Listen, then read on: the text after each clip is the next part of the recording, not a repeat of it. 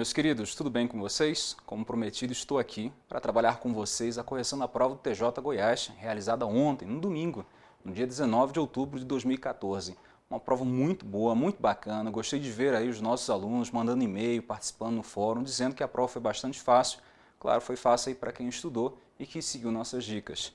Veremos muitas questões aqui, no que a banca talvez tenha errado e tal, no que talvez tenha algum espaço para recurso, e a gente vai fazer essa correção em conjunto agora, tá certo? Acompanhem comigo, eu prometi, e estou aqui, né, do início ao fim, dando aula no nosso curso lá do Estratégia, no curso presencial também, treinamos discursivas, fizemos webinar, estou aqui no dia day after da prova, corrigindo com vocês, como prometido, e o concurso vai terminar só depois do recurso das discursivas, tá certo? Bora lá, bora seguir então aqui.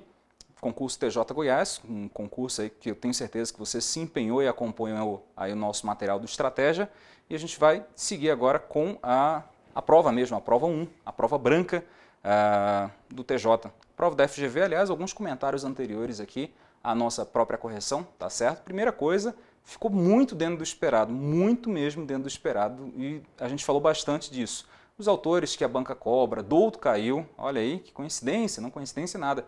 Muito estudo, resolvemos praticamente todas as provas de psicologia da FGV dos últimos anos, aí de 2011 para cá, e aí a única surpresa ficou mesmo por conta da discursiva. Que maldita discursiva foi aquela? E eu botando medo nos alunos, falando para eles, ó, treinem e tal, porque vai chegar uma discursiva aí torando, e veio uma discursiva muito boba, diga-se de passagem. A prova foi fácil, de um modo geral foi fácil. Nossos alunos aí viram em todas as questões, apenas duas aí não estavam contempladas no nosso material, certo? Mas o restante tudo estava contemplado mesmo. Eu posso até depois indicar as páginas, ok? Gostei de ver, não sei se alguém chegou a gabaritar, mas eu já tive relato de alunos aí que acertaram, erraram apenas duas ou três, ok? Bora ver como é que vai ser depois dos recursos aí. E aí, antes da gente começar mesmo, propriamente dito, aí com fé, tem que te dizer que eu não encontrei nenhuma questão com recurso. Encontrei questão polêmica, sim, mas erro de gabarito mesmo, de fato, não encontrei. Acho muito difícil da banca, na minha modesta opinião, às vezes eu erro, então se manifeste aí, deixe seus comentários aqui no nosso vídeo no YouTube, claro, depois se inscrever no nosso canal, mas assim, eu acredito que a prova foi bem equilibrada, bem bacana, questões muito idiotas, como eu falei, muitos alunos falavam, poxa, FGV ninguém passa, é difícil, mentira, mentira, nossos alunos vão passar aí, eu vou aguardar aí o resultado, tá certo? Tivemos a questão de Moreno lá, do psicodrama, que tem a dó, né? Bora lá, então. A questão de número 26, a primeira questão, certo? Eu vou ler com vocês e a gente vai trabalhar junto, bem rapidamente, só para ver qual que foi a linha de raciocínio aqui da banca. Esse vídeo também vai servir para ajudar o pessoal que está treinando aí para o TJ do Rio de Janeiro, ok? Durante décadas, as leis brasileiras partiram da pressuposição de que cuidados infantis eram atributos, ok? Eram atributos naturais da mulher, relegando ao pai o papel de visitante de um caso de divórcio ou separação do casal. Em caso de divórcio ou separação do casal. Tal concepção modificou-se em vista do interesse crescente dos homens em participar dos cuidados infantis. Então, você já grifou isso aí, né? A dificuldade aí que a gente tem para a FGV, aquela dúvida, poxa, a gente tem que estudar legislação e tal, é bom ter uma noção en passant. Ao contrário de muito professor de cursinho aí que orientou errado os concurseiros aí da área de psicologia, você não precisa ter uma noção muito aprofundada, ler detalhadamente, tal, precisa ter uma noção geral mesmo, e isso já garante que você responda aí boa parte das questões. Vocês vão ver que tem dois caminhos aqui, um é sabendo, outro é não sabendo. Bora sabendo aqui então.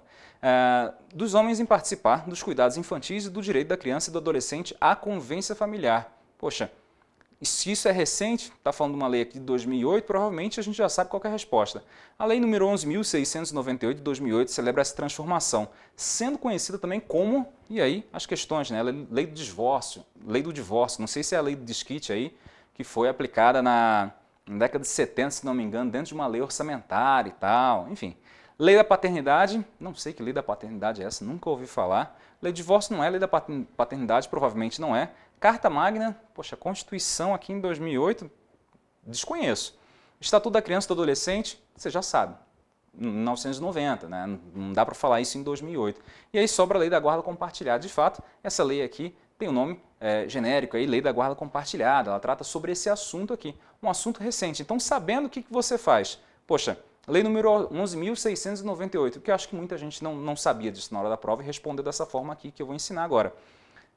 11.698, beleza, lei da paternidade, marquei, vou embora. Outra coisa é você fazer sem saber direito sobre o que ela trata. Então você foi eliminando. Poxa, lei do divórcio, nada a ver. Poxa, você está falando de uma coisa recente aqui, né? A questão da relação da criança, adolescente com a família, uma coisa mais atual. Lei do desquite é bem antiga.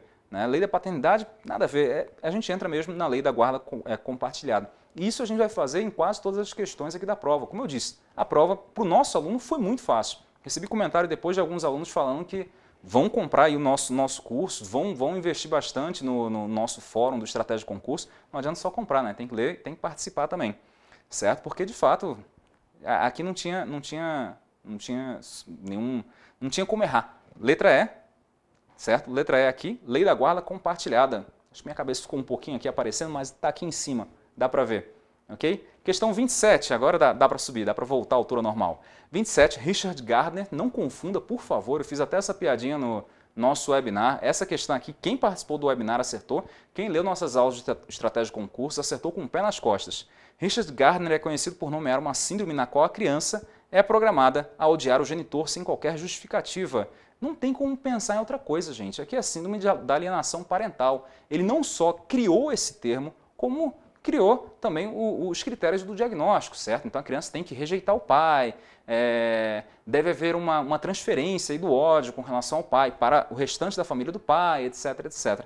Lembrando que o nome pai ou mãe aqui é usado de forma bastante genérica. Às vezes o genitor alienado é a mãe, e aí o Gardner vai chamar de pai também, ok? Então, sem problema, sem erro aqui. Questão 27, letra B, síndrome de alienação parental ou SAP.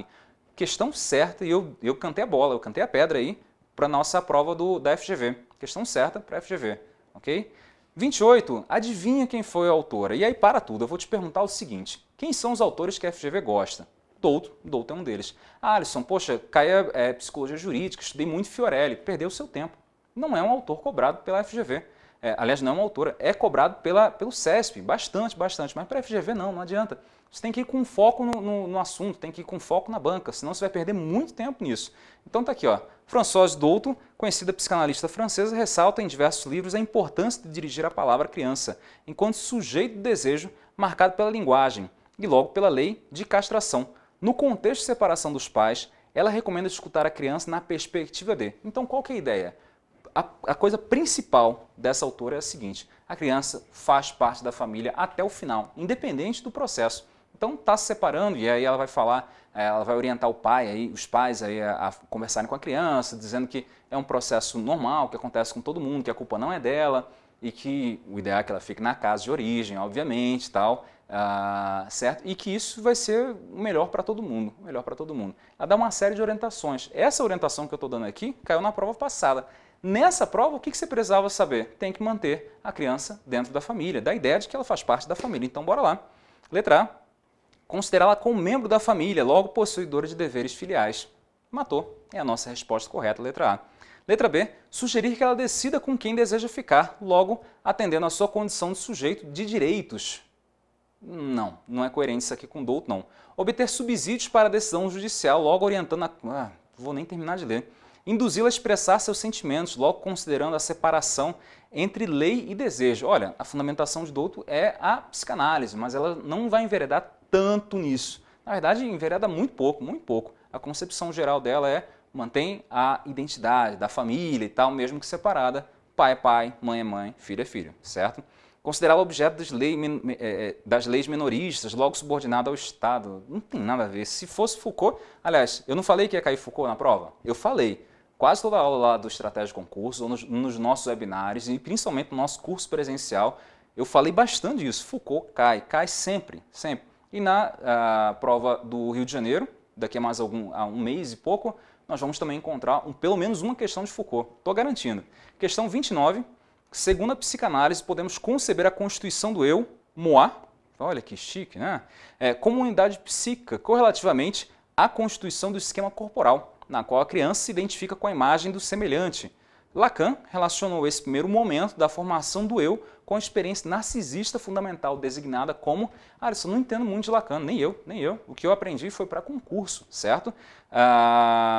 Mas nesse primeiro estágio, o que a criança faz? ela se reconhece no mundo. É o estádio do espelho aí. Pode ser estágio, pode ser, mas chamamos mais de estádio do espelho. Letra B é a nossa resposta correta e eu sugiro que você pare nossa aula agora para dar uma lida aí nesse artigo que eu coloco. Na formação do eu, há um primeiro momento em que este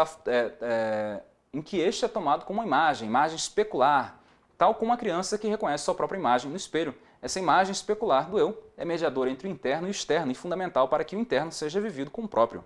Trata-se inicialmente de um eu imagem, que em seminários posteriores será melhor desenvolvido e tal. Okay? Entra nesse artigo, que foi um dos melhores que eu encontrei para Lacan e que justifica isso aí. Primeira fase, a criança se percebe, parece coisa etológica, né? A criança se olha ali no espelho, percebe que ela é um organismo que está num ambiente social aí, que tem uma individualidade e tal. Lacan é muito mais profundo que isso, mas para nenhuma banca, aliás, talvez um pouquinho para o CESP, a gente tem que aprofundar. Para a FGV, não precisou. Na verdade, acho que a FGV tem, no máximo, 2 questões de Lacan na sua história, certo? Então não se assuste aí, na próxima prova, se encontrar, é um estudo raso que você tem que fazer. Tem muito mais coisas que você tem que aprofundar, a gente vai ver aqui, certo?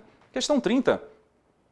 Com o advento das sociedades disciplinares, olha só, começou a falar de sociedade disciplinar, você vai lembrar sempre de Foucault e de Erving Goffman. A FGV ama de paixão esses autores aqui, e mesmo que não cite, é à luz deles que nós temos que trabalhar. Com o advento das sociedades disciplinares, a prisão desponta como sendo a punição por excelência. Contudo, o projeto da técnica corretiva que acompanha a lógica da detenção punitiva é simultânea à crítica da prisão e de seus métodos. Traduzindo, ao mesmo tempo em que se percebeu que a prisão só servia para punir e para asilar as pessoas que não eram benquistas na sociedade, houve também uma crítica na ideia de que a prisão deveria reformar e trazer de volta para o seio da cidadania lá um sujeito recuperado e educado. Assim, segundo Foucault, a promessa de regenerar o apenado através do encarceramento corresponde a uma utopia fracassada. Beleza, beleza. Foucault vai trabalhar bastante sobre esse tema aqui, certo? Dessas instituições que vão servir para asilar as pessoas. E aí a crítica dele é a seguinte: haja vista a prisão, letra A, reduzir a criminalidade sem modificar a desigualdade social. Gente, eu sempre brinco com isso, falei isso no nosso webinar do Estratégia Concurso e falei no nosso curso presencial. FGV é uma banca cinza, beleza? Ela não é cor-de-rosa. Guarda essa informação, bora ler aqui. Ó. Reduzir a criminalidade sem modificar a desigualdade social. Essa que é a função da prisão para Foucault? E Foucault é mais do que cinza, certo? O cara é bem sombrio. Letra B, ficar subordinado à autoridade da figura do juiz penal? Não tem nada a ver, nem a A nem a B, não tem relação nenhuma. Objetivar a delinquência e consolidá-la no fluxo das ilegalidades? Ok, essa é a nossa resposta correta. A prisão é uma verdadeira escola, não para ressocializar, mas para aumentar a delinquência aí, e aumentar o fluxo das ilegalidades, como o próprio Foucault coloca, beleza? Letra D, combater o tráfico de drogas. Letra E, atender aos anseios da classe burguesa frente ao proletariado, né? A luta continua. Que besteira, já ia falar besteira aqui também. Letra E também está errada. Letra C, 30C, não tem recurso aqui. Na verdade, nenhuma vai ter recurso. Vocês vão ver que temos 2 mal elaboradas, mas recurso mesmo não cabe nenhuma. Ao receber as pessoas encaminhadas para serem avaliadas por determinação judicial, o psicólogo percebeu que uma delas foi seu chefe na instituição onde trabalhou. Beleza, trabalhamos bastante essa questão da ética orientada para a FGV. E essa questão caiu diversas vezes. Fulano de tal atende uma pessoa que ele já conhece. E aí, tem algum problema aí? Claro que tem. Claro que tem. Primeiro, dentro do contexto jurídico, aí estamos falando do TJ Goiás, ele tem que se negar a fazer isso. Onde está isso, Alisson? Código de ética ou na resolução que vai tratar da diferença lá dos peritos e do assistente técnico, beleza? Mas assim, a resposta a gente já sabe. Por quê? Já resolvemos muitas questões com isso. E é uma questão que sempre cai, sempre cai. O psicólogo tem que se declarar impedido quando percebe algum tipo de vinculação, mesmo que no passado, ou mesmo que explique esse tipo de vinculação, ou acredite que não vai influenciar, mas ele tem que se declarar impedido e não pode atender para fazer esse tipo de avaliação. Olha aqui, ó. O psicólogo, letra A, poderá realizar a avaliação psicológica, já que não existe mais vínculo com tal pessoa. Negativo, a gente já viu isso, certo? Vimos no webinar. Poderá realizar a avaliação psicológica caso não possua vínculos pessoais com tal pessoa. Não. Deverá realizar a avaliação psicológica sob risco de descumprir a determinação judicial. Se ele se declara impedido, o juiz não pode obrigar, gente. Temos o conselho aí para isso. Para concurso funciona. Não poderá realizar a avaliação psicológica. haja vista os vínculos pessoais ou profissionais poderem afetar o trabalho. Perfeito. Pode ser que saia uma avaliação psicológica perfeita? Pode sim, pode sim.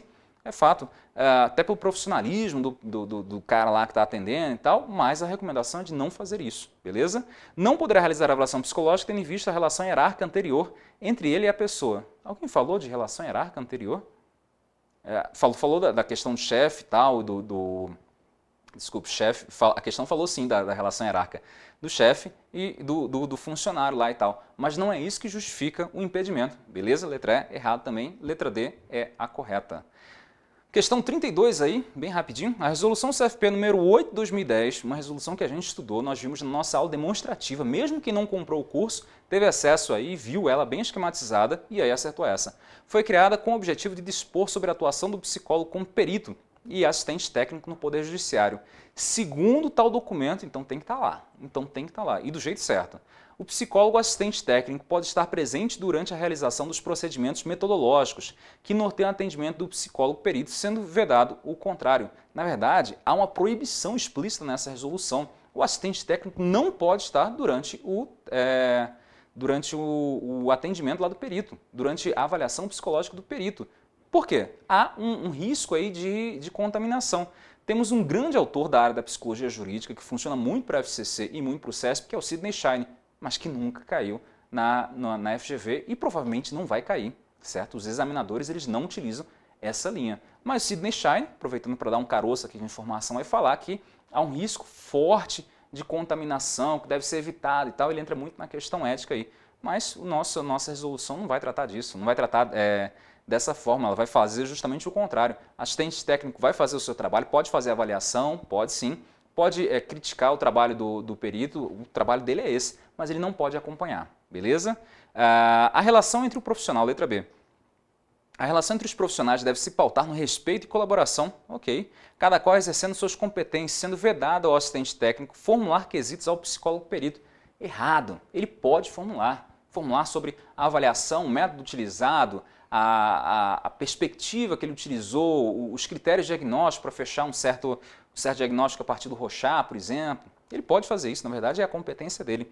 Letra C, o trabalho pericial poderá contemplar observações, entrevistas, aplicação de testes psicológicos, utilização de recursos lúdicos e outros instrumentos, excetuando-se visitas domiciliares e institucionais. Espera aí, o perito faz diligência? A questão é essa. Sim, ele faz diligência. Nós vimos isso na nossa aula. Então, ele constitui a prova pericial, entre parênteses, a prova pericial é a avaliação psicológica, beleza? E ele também pode fazer diligências aí. Letra C, errada, não vou nem terminar de ler. Letra D.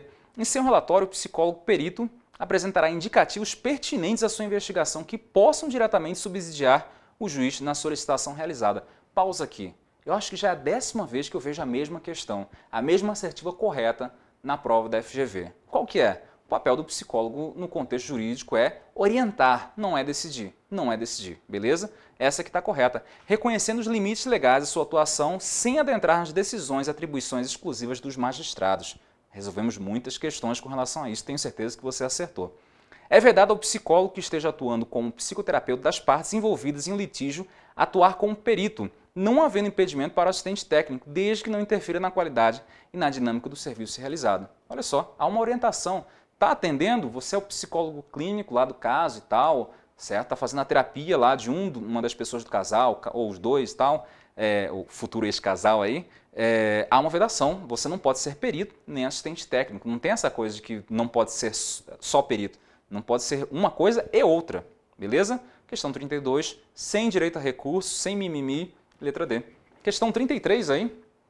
Ok? A resolução CFP número 7 de 2003, eu falei também que ia cair, porque sempre cai a questão de ética e de documento psicológico, é questão certa, por exemplo, no TJ do Rio de Janeiro, institui um manual de elaboração de documentos escritos produzidos pelo psicólogo decorrente de avaliação psicológica, tendo como objetivo orientar o profissional na confecção de documentos e fornecer os subsídios éticos e técnicos necessários para a elaboração qualificada da comunicação escrita. Perdi até o fôlego aqui. Nela encontram-se as finalidades distintas entre relatório e parecer, sendo que... Então, o que a questão quer? A diferença entre relatório e parecer. Uma aluna que não foi aluna nossa desse curso aqui, ela falou, Alisson, eles usaram uma resolução antiga, acho que a resolução de 2002, que vai diferenciar laudo de relatório. E ela foi pensando em laudo e relatório. Errou feio aqui, porque a diferença é entre laudo e parecer. Lembra, qual que é a palavra-chave? A gente viu isso. Qual que é a palavra-chave do parecer psicológico? Ele tem que responder a uma questão de forma objetiva, etc, etc. Então, bora procurar aí nas assertivos qualquer coisa que se refira a responder a uma questão, beleza? Fica com isso na sua mente. Questão da FGV, você tem que usar as palavras-chave aí, chaves, aliás, de cada conceito para conseguir determinar a resposta correta. Letra A. O primeiro visa informar a incorrência de fatos ou situações objetivas relacionadas ao atendimento psicológico. Não, gente, espera aí, eles vão confundir aqui muita coisa de declaração e atestado, dizendo que é avaliação, dizendo que é relatório e laudo, não é não. E o segundo visa a relatar sobre o encaminhamento às intervenções de diagnóstico, prognóstico e evolução do caso. O segundo tinha que ser avaliação psicológica. E aqui a gente está, desculpe, o segundo deveria ser parecer, e aqui a gente está falando uma avaliação psicológica. A está errado. O primeiro visa apresentar, o português deles mudou aqui nessa questão, os procedimentos e conclusões gerados pelo processo de avaliação psicológica. Tudo bem? E o segundo visa a declarar o acompanhamento psicológico do atendido. Gente, isso não é a função do parecer, certo? O primeiro visa a fundamentar sobre uma questão focal do campo psicológico, cujo resultado pode ser indicativo ou conclusivo, e o segundo visa a fornecer as informações necessárias relacionadas à demanda, solicitação ou petição. Não entra aqui, não cabe aqui, ok? O primeiro visa a relatar sobre o encaminhamento às intervenções de diagnóstico. Terrível, terrível. Letra E, vai ser nosso correto primeiro, visa apresentar os procedimentos e conclusões gerados pelo processo de avaliação psicológica. Aluno nosso não erra essa, espero eu, pode ser que tenha ficado nervoso, tenha dado algum problema aí, errou, mas tudo bem. E o segundo visa apresentar respostas esclarecedoras de uma questão problema. Resposta esclarecedora de questão problema. Quantas vezes a gente já viu isso? Centenas de vezes. FGV repete. Parece que eles estudam nessa legislação aqui, no Código de Ética e na Resolução 7 de 2003, os mesmos artigos, certo? Uma questão problema visando dirimir dúvidas e tal. Enfim, letra E é a resposta correta. 34. Do que fala? Qual que é o autor aqui? Foucault. Eu falei. Foucault identificou pela análise genealógica as práticas jurídicas como uma das mais importantes na emergência das formas modernas de subjetividade. Esse autor propõe o reconhecimento das identidades como. Então entra um pouco da psicologia social, mas gente, psicologia social para a FGV é quem? É Foucault. Vai estudar tudo de psicologia social, dá uma lida assim por cima, mas vá direto em Foucault, não perde tempo não, é sério. Pega os nossos mapas mentais da aula lá, que a gente trabalhou até no webinar e tal, ou no curso presencial, e vá trabalhar Foucault. Letra B, né? Vai ser a correta, a questão da identidade vai ter relação com, claro, materialista histórico, o Foucault. E aí, como eu digo, ou você sabe da matéria ou você deduz, certo? Materialista histórico é um autor bastante ligado nas questões sociais, questões históricas, e a gente já mata aqui, né? Então a identidade tem relação com as essências subjetivas que se articulam à introspecção. Gente, isso aqui não é Wundt não, pelo amor de Deus, letra A errada. Letra B, produção histórica que se constitui pela imbricação e agenciamento das práticas múltiplas. É verdade, é verdade. Há essa relação, esse conceito de Foucault de agenciamento aqui e tal, não vou adentrar aqui, mas é a correta. Letra C, expressão do funcionamento cerebral, biologicista ele não era. Letra D, expressão comportamental do aprendizado interativo com os meios ambientais internos. Vocês viram que eles misturaram muito aqui com a questão da psicologia do desenvolvimento e tal, forçaram a barra. Letra E, instrumentos para a ação cognitiva dos indivíduos inseridos em grupos familiares escolares. Não tem nada a ver, não tem nada a ver. Então, o conhecimento deles de psicologia social é raso, vá para Foucault. Está desesperado aí, vai para Foucault. Se não está desesperado, está com um pouco de tempo, veja nossas aulas lá e aprofunda naquela linha, certo? A FGV não tem nada a ver com outra banca, qualquer outra banca aí na área de psicologia social. 35, apesar de críticas no universo das várias famílias, a perícia psicológica ainda é uma das estratégias mais utilizadas pelos juízes nos casos de separação, litígio, com disputa pela guarda dos filhos. Nesse processo, a solicitação da perícia define-se primordialmente por. Então, para que a gente solicita a perícia? Letra A, mediar os conflitos intrafamiliares, tal. Não dá, né? Não cabe aqui. Estabelecer estratégias de comunicação mais positivas entre os membros do círculo familiar. Lembrando que o processo da perícia ele vai ter vários objetivos aí, mas ele é um processo de avaliação psicológica, beleza? Então, se é avaliação psicológica, o que ela faz? Ela media conflitos? Não media. Letra B, avaliar o nível de conflito e suas consequências para a criança, encaminhando os componentes do processo para a rede terapêutica. Esse não é o objetivo. Pode ser que isso ocorra, mas não é o objetivo. beleza? É uma relação indireta com o processo, então toma cuidado com isso. Atribuir a responsabilidade de cada parte na dissolução da relação conjugal. A gente não faz isso, isso aqui é quase ler a aura. Nós não fazemos isso, por favor. Letra D. Formular laudos que expressam a verdade sobre os sujeitos envolvidos, sancionando as condutas imorais. Pelo amor de Deus. Próximo. Fornecer subsídios para a decisão judicial por meio de respostas aos quesitos formulados no processo, o que pode caracterizar nos seus genitores como melhor para o exercício da guarda. Caracteriza, não define. Quem vai fazer isso é o juiz. Ok? Letra E, então. 35, letra E. Fácil. 36. Recentes mudanças no ECA modificarão a sistemática da adoção no Brasil, com a necessária participação dos postulantes à adoção em grupos reflexivos. Olha, a FGV melhorou muito. Não é uma banca boa ainda, tem muito que melhorar, mas melhorou muito do ano passado para cá. Vocês não imaginam o quanto. De 2012 para cá, principalmente, é uma outra banca. Então, eles continuam praticamente com as mesmas referências, praticamente os mesmos autores, mas a forma de perguntar ficou mais inteligível. Você já sabe o que a banca quer, ok? E eles começaram também a atualizar as questões. Prova DP, RJ, então, que nós corrigimos toda aí, vocês vão encontrar lá muitas questões desse ano falando de casos de Minas Gerais, Piauí, se não me engano, tal, de conceitos muito recentes. Esse conceito de grupo reflexivo também é recente. Ou a criação do Cadastro Nacional de Adoção. Com relação ao papel das equipes técnicas nesse processo, é correto afirmar que. Então, a ideia de grupo reflexivo aí, a gente vai ficar com isso em mente. Letra A, auxiliam os pais a compreender a importância da revelação, trabalhando elementos que facilitem esse momento. Lembrando que o psicólogo ele é essencial dentro dessa equipe multidisciplinar que vai assistir ao processo de adoção, fazendo um estudo psicossocial aí, para ver se o sujeito tem condições, e que esse estudo aí, para saber se a família tem condições de receber a criança, e esse estudo não se encerra na adoção, ele continua, após alguns anos da adoção, o psicólogo continua indo na casa, lá entrevistando os pais e tal, e a criança, beleza? Então, letra A aqui vai ser a nossa resposta correta, sem direito a churumela, sem direito a qualquer tipo de problema. Com relação ao papel das equipes, esse processo serve para quê? Auxiliar os pais a compreender a importância da revelação trabalhando elementos que facilitem esse momento. Ponto importante, é o psicólogo que vai revelar? Jamais, jamais, não é papel do psicólogo isso. O que eles vão fazer é um espaço de escuta, de compartilhamento de experiências, certo? Onde os pais vão poder falar à vontade aí do que está acontecendo e tal, e ajudar nesse processo de revelação, certo? Então, possíveis sentimentos de culpa que nós da psicologia ajudamos a colocar nos pais que adotam e tal. Enfim, agenciam a chegada de crianças para, letra B, ninguém agencia nada na psicologia, certo? Letra C, orientam mensalmente a rede de apoio escolar sobre a chegada do... Letra D, classificam os atributos desejáveis nas crianças acolhidas, incentivando condutas na interação. Isso aqui ia ser meio tosco, né, da psicologia. Letra E, informam sobre os direitos do adotante, inclusive sobre o direito de conhecer a família biológica e de manter contato. Não é papel do psicólogo, certo? Letra 37. A negligência significa a omissão de cuidados básicos com a privação de medicamentos, ok? A falta de atendimento aos cuidados necessários com a saúde e a ausência de proteção contra as inclemências. Eu não sei o que é isso, mas a gente continua.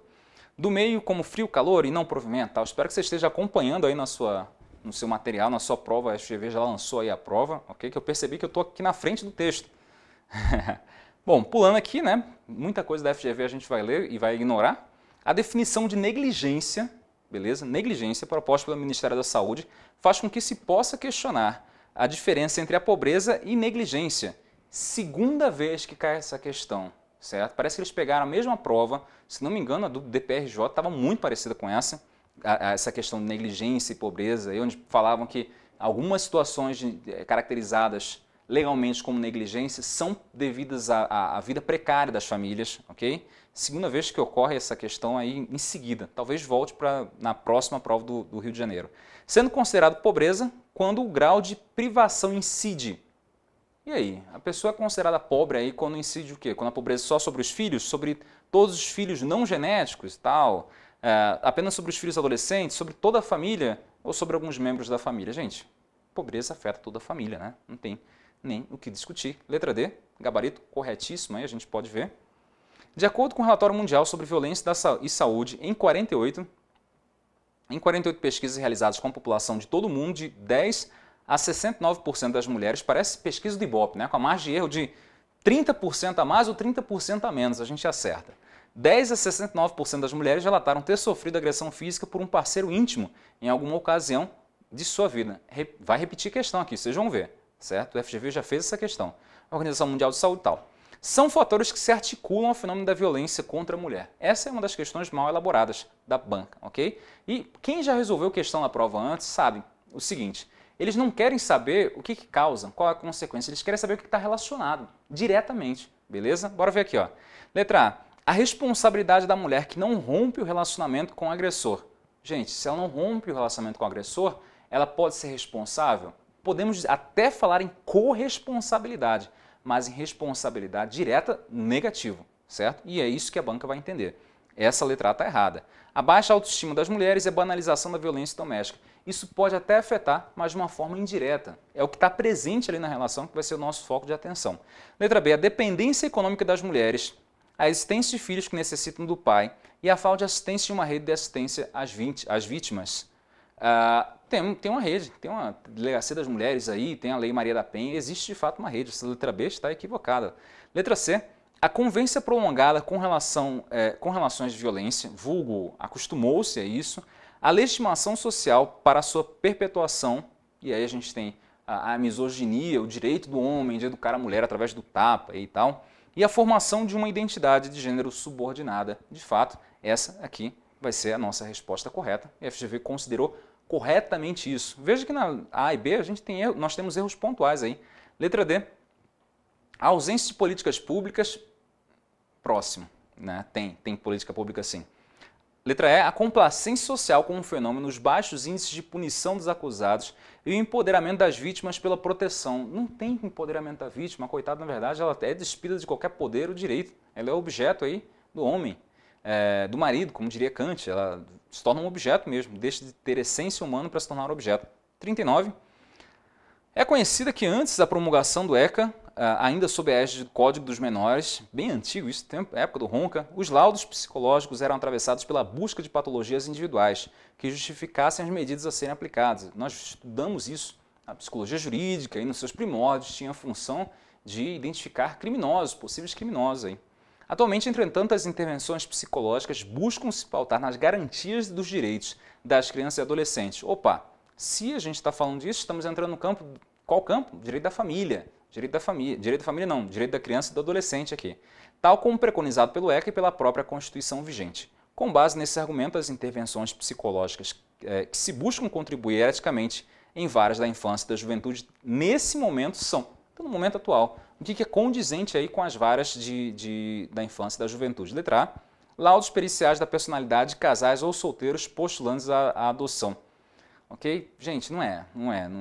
Aqui não entra essa questão de avaliação da personalidade do casal e tal, como uma demanda atual, uma demanda recente. E a gente fez essa diferenciação aí no nosso webinar entre, digamos, o papel do psicólogo num contexto mais antigo e num contexto mais recente. Letra B, diagnósticos de periculosidade e reincidência. A gente está falando de uma variação da psicologia mais nova, então isso aqui não cabe, isso aqui é o que a gente sempre fez.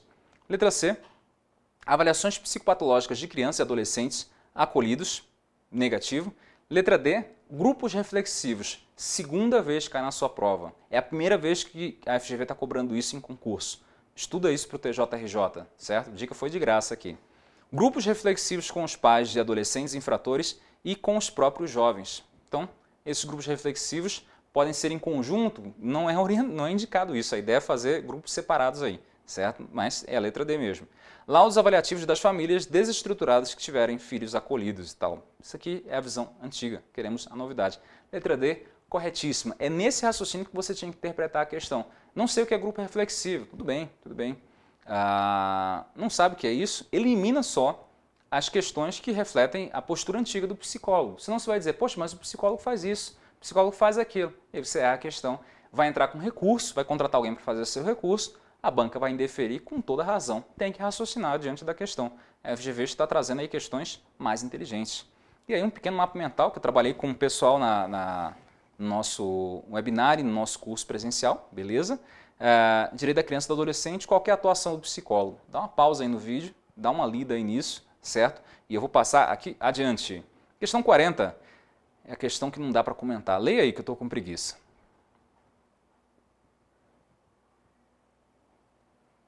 E aí? Moreno, trabalhou com o quê? Eu vou nem comentar, dá até preguiça. Certo? O cara estuda pra caramba para ter uma questão dessa na prova, é para não errar todas, né? Por favor. 41. O economista RV, 38 anos, chamou a polícia após flagrar uma mãe batendo no filho. Isso aqui é um caso real, certo? Apesar da banca não ter citado, isso aqui foi noticiado. Na última quarta-feira, o menino nem viu de onde veio a palmada, ficou assustado e parecia muito humilhado. Okay? Então, a ideia da humilhação tem mais a ver com uma questão social do que uma questão necessariamente física. Ficou um bom tempo com a mão no rosto, lamentou o economista que denunciou o caso. O barulho do tapa foi escutado por outro lado da rua. Do outro lado da rua, pelo vigia, que fazia a segurança do restaurante. Foi um tapão mesmo. De acordo com a chamada Lei da Palmada. Opa, primeira vez que caiu a Lei da Palmada. Alisson, você falou para você não aprofundar na legislação. Peraí, mas tem que saber do que trata, né, gente? Por favor, por favor. Eu não quero que você saia decorando aí todos os artigos, como um dia a FGV pediu, certo? Mas não pede mais, mas tem que saber do que trata. Então, breves comentários aí sobre a Lei da Palmada. Até porque isso aqui foi uma novidade, eu não esperava que caísse isso. Falo aqui humildemente com você, nosso aluno aí, tem que ser bem honesto com você. Jamais esperava que isso aqui fosse cair, certo? Não citamos isso aqui. As outras questões todas, ou citamos diretamente, ou demos subsídios para você responder aí com o pé nas costas. Mas essa daqui não. Agora, dava para responder com bom senso, ok? Qual que é a ideia da Lei da Palmada? Bora ver as questões aqui, bora ver as assertivas que você vai entender o nível que você tem que ter para entender qualquer tipo de legislação. Então, Estatuto do Idoso, a gente vai ver daqui a pouco. Lei da Palmada, ok? O uso do castigo corporal é vedado aos pais. Opa, a Lei da Palmada ela não veda isso. Ela não veda isso, toma cuidado. Salvo como forma de disciplina e correção dos seus filhos, ok? Então, tá uma forçação de barra aqui. Então, eu posso dar qualquer tipo de castigo corporal à criança e tal. Se for uma correção aí dos filhos, beleza. Bota na jaula do leão, bota o bracinho lá da criança como brincadeira, certo? Letra B. É indicado o acolhimento institucional da criança para protegê-la da violência intrafamiliar. Poxa, Lei da Palmada é uma coisa e o Estatuto da Criança e do Adolescente é outra. Okay? Eu não precisava saber da Lei da Palmada e tal para deduzir isso. Letra C. O Conselho Tutelar poderá aplicar à mãe a medida de encaminhamento a tratamento psicológico ou psiquiátrico. Lembra a Lei da Palmada, lembra da Xuxa, lembra uma lei branda, beleza? Essa letra C é a nossa resposta correta. Super brando. Então, o Conselho Tutelar ele vai poder fazer, de fato, esse encaminhamento, encontrando algum tipo de divergência ou problema. Ele vai orientar, então, essa mãe ou esse pai que deu aqueles tapinhas aí que foram ouvidos do outro lado da quadra. Há um atendimento, Letra D. Ninguém está autorizado a intervir nos métodos educativos dos genitores, então não haveria motivo para fazer uma lei, certo? Letra D errada. Letra E. Só cabe sanção à mãe da criança se do castigo resultar em marcas físicas ou lesão incapacitante. Negativa. É possível algum tipo de sanção aí, desde que esteja caracterizado uma violência desnecessária, digamos assim. Okay? Letra C, corretíssima, corretíssima. 42. Crianças criadas na primeira infância, eu não falei que ia cair Spitz? Eu falei, estudamos Bowlby, estudamos Spitz, e aí eu falei outro ponto importantíssimo, na aula escrita, no nosso webinar e no nosso curso presencial. Estudar Spitz não significa entender todas as fases dele de desenvolvimento. Tem que saber os conceitos principais. Se você entender, aliás, todos os conceitos aí de psicopatologia do Spitz, tu ganha um prêmio, tu ganha um joinha aí, uma estrelinha para a próxima prova da FGV, porque de fato é muito difícil dar conta de toda essa matéria. Spitz foi um cara muito produtivo, digamos assim, durante toda a sua vida. Para Spitz você tem que saber o básico. Bora falar então de hospitalismo, aquele que cunhou esse termo que Bowlby utiliza, diga-se de passagem. A questão quer saber quais são as características do hospitalismo. Bora ver. Letra A. Depressão anaclítica e atraso no desenvolvimento corporal. Letra B. Atraso na linguagem e precoce adaptação ao meio. Letra C. Apatia e menor resistência às doenças. Letra D. Desenvolvimento de um false self, psicose. Letra E. Splitting do ego e deficiência mental. Olha só, como que a gente tem que derrubar essa questão? Pensando no seguinte, a banca gosta de confundir 3 autores na área da psicologia do desenvolvimento, e eu falei que isso ia cair. Spitz, Bowlby e Winnicott, beleza? Toda vez que falar de splitting de ego, divisão do ego, a gente descarta. É o Winnicott, certo? Quando começar a falar lá de depressão anaclítica e tal, é muito comum a gente encontrar isso na obra de Spitz, de fato. Letra A poderia estar correta, mas a segunda parte está errada. O desenvolvimento corporal, ele não vai falar de atraso no desenvolvimento corporal, vai falar de atraso no desenvolvimento cognitivo. E a força do desenvolvimento cognitivo vai ser dada por Bowlby, não por Spitz. Letra B, atraso na linguagem, precoce adaptação ao meio. Diretamente, Spitz fala disso? Não fala, ele fala indiretamente. Letra C é a única que está diretamente descrita por Spitz, certo? Apatia e menor resistência às doenças. Ele vai trabalhar isso principalmente no primeiro ano de vida do bebê, beleza? Então tá lá, a criança desenvolve mais icterícia, adoece mais e tal, ela começa a ficar apática, então tem os níveis de apatia e tal, de Robertson, se não me engano, que o Bowlby vai citar no livro dele, mas que são coerentes com a teoria do Spitz, tem lá a ver com a parte do protesto, a gente viu isso em aula, certo? Letra C, corretíssima, não cabe recurso aqui, não cabe. Descartamos as que tem a ver com Winnicott, certo? E os conceitos que são toscos, assim, poxa, ele vai falar de desenvolvimento cognitivo, não desenvolvimento corporal, ok? Precoce adaptação ao meio, não vai ter isso, na verdade vai ter uma desadaptação, letra B totalmente errada aqui, certo? Letra C é a única que encaixa. 43. Após sofrer um assalto a uma armada dentro de um ônibus, a professora Mariana passou a apresentar sintomas que perduraram por 9 meses seguidos, impedindo seu retorno para a escola onde lecionava. Considerando o quadro apresentado por Mariana, é correto afirmar que... E aí, a gente tem aí um quadro, talvez, de transtorno de estresse pós-traumático, ou transtorno de estresse agudo, transtorno de estresse pós-traumático, certo? Você lembra qual que é a diferença do transtorno de estresse pós-traumático do agudo? Temos a questão da temporalidade, beleza? É possível, por exemplo, no transtorno de estresse pós-traumático, termos um início tardio, até 6 meses após o evento. Mas o principal é o elemento estressor. No transtorno de estresse agudo, o elemento estressor não atenta contra a vida. No transtorno de estresse pós-traumático, há uma afronta à vida do sujeito. Mesmo que ocorra um acidente, por exemplo, com outra pessoa, é um evento traumatizante que afeta a sensação de segurança do sujeito, certo? Então bora dar uma lida aqui, ó.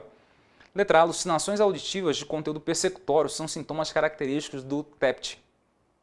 Por favor, né?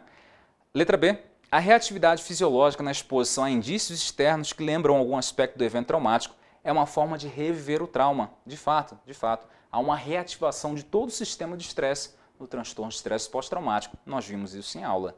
Letra C, acontecimentos estressores especialmente traumáticos são condições necessárias e suficientes para o desenvolvimento da síndrome do pânico. Nossa, né? Juntaram duas coisas. Eu achei que ele ia para transtorno de estresse pós-traumático, foi para a síndrome do pânico aqui. Não, peraí. O fato de ter acontecimento estressor aí não é condição suficiente para o transtorno do pânico, não. Sai dessa. É fundamental para o transtorno de estresse pós-traumático, claro, mas ainda assim não é condição única para o transtorno de estresse pós-traumático. E síndrome do pânico não tem nada a ver com isso aqui, por favor.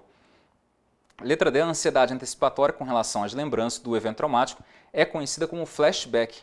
Essa ansiedade antecipatória não está dentro do flashback, não. Esse flashback é uma reminiscência da memória. Então há uma associação errada aqui. Essa ansiedade antecipatória ela pode estar associada aí com N outras coisas, mas da situação presente. Não tem a ver com um revivamento do passado, não. Letra E, Mariana desenvolveu um quadro disfuncional de fobia social. A gente não pode afirmar isso, beleza?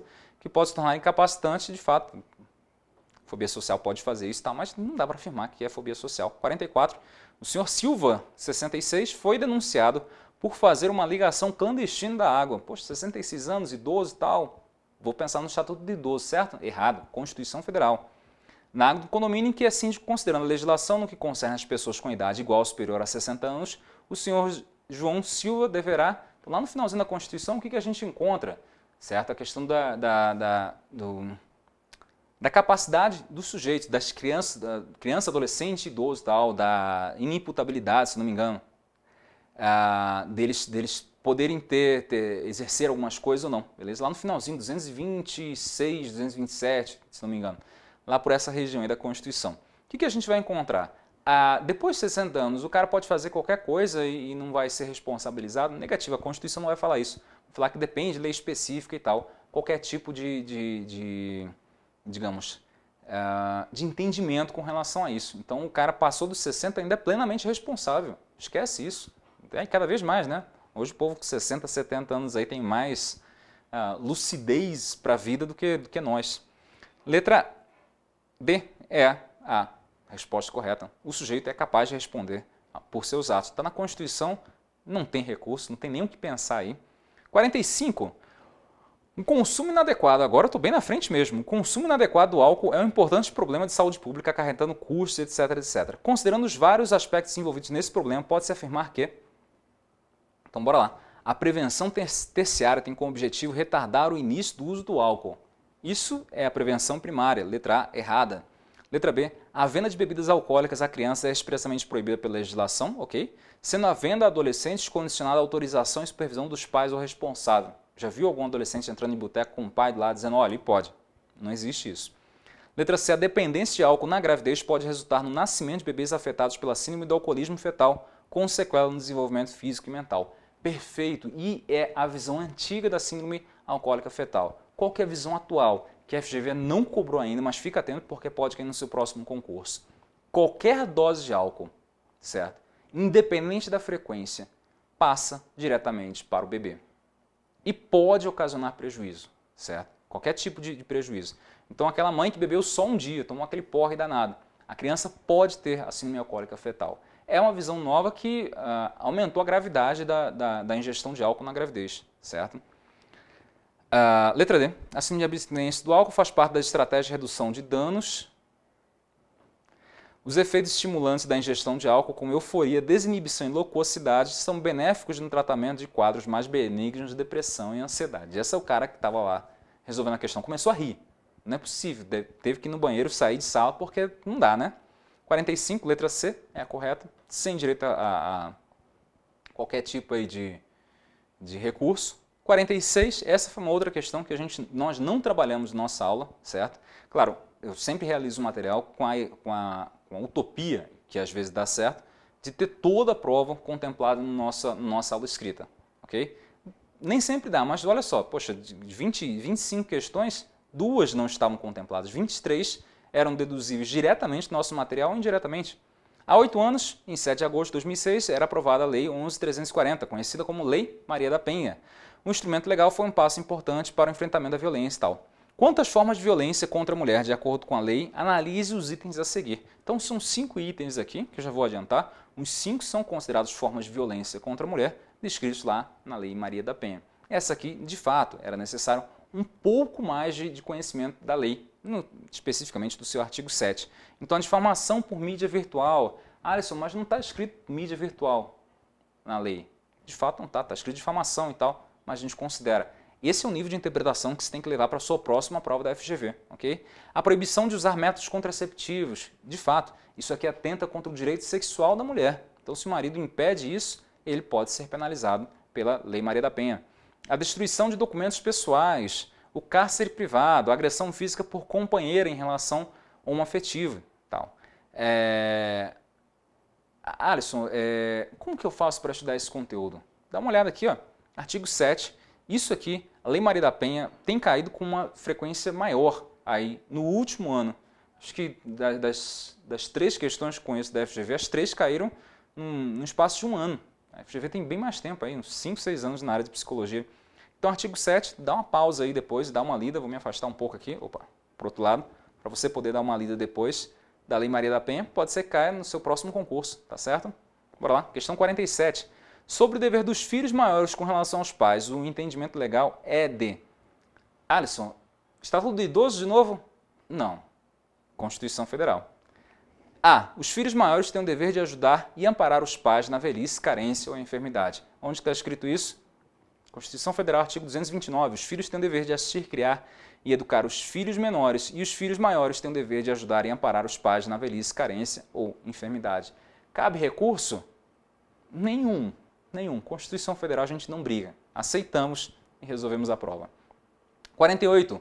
O êxtase é uma substância alucinógena. Essa aqui foi outra que eu não trabalhei, certo? Estou sendo bastante honesto com você, ok? Isso aqui é um nível de acerto absurdamente alto e é por isso que eu estou bastante feliz. Nós contemplamos no nosso material quase que a totalidade da prova. Claro, quando eu fiz, por exemplo, o nosso curso presencial orientado para redações, trabalhamos para o pior cenário possível. Quem foi meu aluno lembra. Então, vimos questões bem pesadas aí no estilo anterior da banca. Ninguém imaginava que fosse uma questão tão boba, né? Mas, enfim, bora falar aqui do êxtase, que aí tem 2 maneiras de você responder. Uma se você já tomou êxtase, não, brincadeira. Uma se você já ouviu falar dessa droga, outra se você consegue deduzir a partir dos seus efeitos, certo? Quem usa êxtase morre geralmente de quê? Ah, mas Alisson, eu lembro que já vi um Globo Repórter ou algum documentário aí falando do problema com a ingestão da água. De fato, é verdade. Então o cara toma êxtase, fica muito doidão lá, pulando de um lado para o outro e tal, né? Esquece de tomar água, tem uma sudorese muito grande e morre por quê? Ah, morre por desidratação. Não, desidratação, pera lá. Ele morre por um excesso, um aquecimento muito forte do seu organismo. Letra E, hipertermia maligna. Então, suas células especiais, especialmente as células cerebrais, aí começam a desnaturar. Então, geralmente as mortes estão relacionadas com isso. Não é porque ele ficou parado, não conseguiu atravessar a rua, não. É hipertermia maligna. Okay? E aí, uma dica aí, estudando para o TJ, RJ, aproveita. Pô, caiu êxtase agora. Pega as outras drogas aí, do crack, cocaína, heroína, o que você quiser aí, comece a trabalhar em cima delas. Isso vai ser fundamental para a sua próxima aprovação. 49, estamos quase terminando. Vocês viram que foi um passeio aqui, a gente não está nem com uma hora aí de vídeo, mas um passeio entre as questões, muito rápido. No dia da prova você provavelmente resolver essa prova muito mais rápido do que eu aqui, que eu estou comentando, né? A literatura médica registra uma forma grave, rara e difícil detecção de abuso infantil, em que o responsável, normalmente a mãe, de modo persistente ou intermitente, simula de forma intencional sintomas em seu filho ou provoca ativamente doenças, colocando-o em risco e numa situação que requer constante investigação e tratamento. Então, o que acontece? A mãe deixa a criança doente. Não é aquela mãe chata, não, ela provoca na criança a doença. Essa condição é reconhecida como um transtorno psiquiátrico denominado como síndrome de Munchausen por procuração. Raríssimo de cair em concurso, na verdade, acho que é a primeira vez que ocorre. Na simulação nós temos a síndrome de Munchausen, claro, mas aqui na questão da procuração, e quem foi meu aluno da Secretaria de Saúde do Distrito Federal viu essa síndrome. Aqui nós falamos da síndrome de Munchausen também no nosso curso escrito. A ideia é que você passa para o outro a doença. Então, é uma causa, é uma condição possível, ok? Então, letra D, sem direito a recurso. 50, última questão. Após o falecimento de Cássia Eller, o pai da cantora e a companheira dela, Maria Eugênia, e olha, essa questão repetiu. A FGV repetiu, acho que em torno de 5 questões, das 25, 5 questões foram repetidas de concursos anteriores. Mudaram uma coisinha aqui, outra ali, mas a resposta, o conceito era o mesmo. Travava uma batalha judicial pela tutela do filho de Cássia, o menino Chicão, que era criado pela mãe e pela companheira. A decisão final favorável a Maria Eugênia pode ser analisada como? E aí, qual que é a postura da FGV, qual que é a postura do direito nesse tipo de caso aqui? Há um vínculo que sustente da família, não baseado no laço biológico, mas no laço afetivo. E aqui está a nossa resposta correta, letra E, uma confirmação da valorização do afeto como bem jurídico e elemento constitutivo das relações familiares. Recentemente tivemos uma questão da FGV perguntando praticamente a mesma coisa, certo? O reconhecimento do direito de casais homoafetivos de adotar está baseado em quê? Nisso aqui, na capacidade mesmo de constituir família pelos laços afetivos e não por laços biológicos. Meus queridos, é isso. Agradeço aí a paciência de vocês. Quase uma horinha aqui de aula direto, non-stop. Saiu ontem a prova, hoje de manhã, aliás, foi aplicado ontem a prova. Menos 24 horas depois, estamos aqui corrigindo a prova inteira para ver se tem algum recurso ou não. Não tem, mas temos ainda a fase dos recursos para a questão discursiva, que foi muito fácil. Muito pouco esperado aquele tipo de questão, beleza? Mas foi feito, foi aplicado. Aproveita e se inscreve no nosso canal, desse lado aqui, certo? Entra aí na nossa casa, no nosso Estratégia Concurso, lá você vai encontrar os melhores cursos preparatórios para concurso. Estou esperando o resultado final, quero entrevistar aí o nosso primeiro lugar de qualquer região. Aliás, espero que de todas aí, porque eu acho que nossos alunos mandaram muito bem nessa prova, muito bem nesse concurso, como tem mandado nos outros também. Só que nesse acho que teve um componente especial aí de dedicação por parte de alguns, tá certo? E aí, entra no meu site, psicologia9.com.br, e nosso Facebook aí, o Psicologia Nova, tal, ou no Concurso Psi, nosso grupos lá, tá certo? Ou entra no nosso grupo de discussão, estamos chegando a quase 1000 pessoas inscritas, 1000 psicólogos no Brasil, concurseiros aí, discutindo psicologia, vários concursos, concurso prefeituras, tal, material, estratégia de estudo, questões, tal, uma galera muito boa que vale a pena acompanhar. E muitos dos primeiros lugares que eu aprovei nos últimos anos estão lá, eles vão te ajudar com certeza, tá certo? Meus queridos, é isso. Um grande abraço e vejo vocês no próximo vídeo, no próximo concurso. Tchau, tchau.